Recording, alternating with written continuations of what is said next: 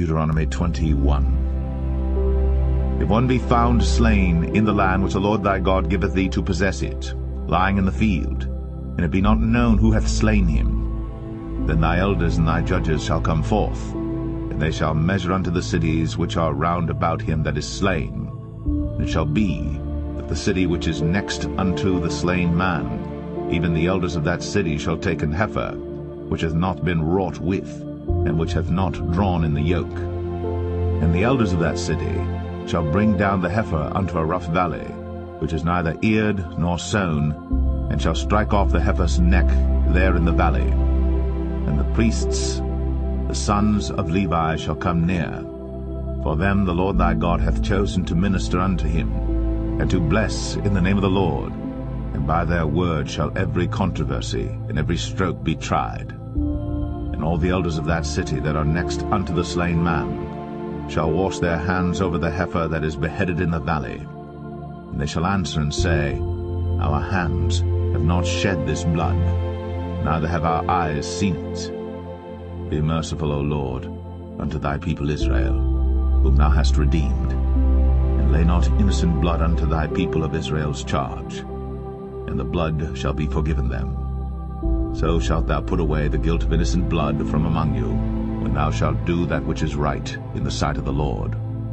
When thou goest forth to war against thine enemies, and the Lord thy God hath delivered them into thine hands, and thou hast taken them captive, and seest among the captives a beautiful woman, and hast a desire unto her, that thou wouldest have her to thy wife, then thou shalt bring her home to thine house, and she shall shave her head, and pare her nails. And she shall put the raiment of her captivity from off her, and shall remain in thine house, and bewail her father and her mother a full month. And after that thou shalt go in unto her, and be her husband, and she shall be thy wife. And it shall be, if thou have no delight in her, then thou shalt let her go whither she will, but thou shalt not sell her at all for money. Thou shalt not make merchandise of her, because thou hast humbled her. If a man have two wives, one beloved, and another hated, and they have borne him children, both the beloved and the hated, and if the firstborn son be hers that was hated, then it shall be, when he maketh his sons to inherit that which he hath, that he may not make the son of the beloved firstborn before the son of the hated, which is indeed the firstborn. But he shall acknowledge the son of the hated for the firstborn, by giving him a double portion of all that he hath, for he is the beginning of his strength.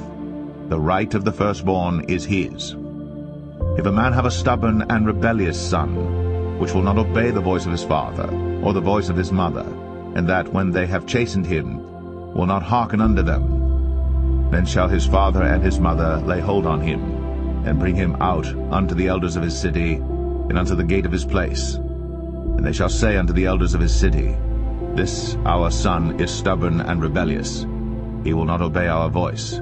He is a glutton and a drunkard. And all the men of his city shall stone him with stones, that he die.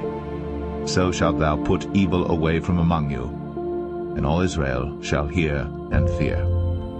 And if a man have committed a sin worthy of death, and he be to be put to death, and thou hang him on a tree, his body shall not remain all night upon the tree, but thou shalt in any wise bury him that day.